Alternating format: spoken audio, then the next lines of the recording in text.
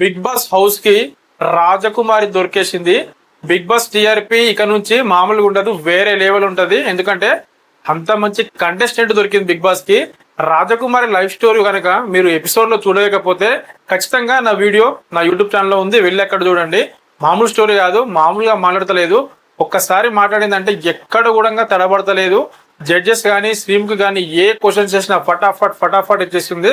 And తన story అయితే నాకు చాలా మంచిగా అనిపించింది భయ్. ఎందుకంటే సింగిల్ ఉమెన్ గా ఉంటూ తన పిల్లల్ని హస్బెండ్ సపోర్ట్ లేకుండా చాలా మంచిగా చూసుకుంటూ ఏదైనా కానీ ఏదైనా ఒక ప్రయత్నం చేసి నా లైఫ్ లో నేను మంచి స్థానంలో ఉండాలి, నా పిల్లల్ని మంచి స్థాయిలో పెట్టాలని చెప్పేసి చాలా కష్టపడుతూ ఇప్పుడు అగ్ని పరీక్ష స్టేజ్ వరకు వచ్చింది. కాబట్టి మనం అందరం ఏం చేయాలి, సపోర్ట్ చేయాలి.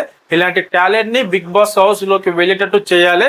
నేనైతే బాండ్ పేపర్ రాసి ఇచ్చేస్తున్నా భయ్యా. ఇంకో కంటెస్టెంట్ కూడా బిగ్ బాస్ హౌస్ లోకి కన్ఫర్మ్, అది ఈ రాజకుమారియే. అండ్ ఇంకోటి, బిగ్ బాస్ అప్డేట్స్ మీకు కావాలనుకుంటే నన్ను ఫాలో అయిపోండి. గుర్తుంది కదా, ఆదిరెడ్డి అన్న తర్వాత బిగ్ బాస్ రివ్యూస్ ఎవరు భయ్యా తోపుగా చెప్తారంటే అది మనమే. అట్లా అయిపోవాలి, అంతే కదా.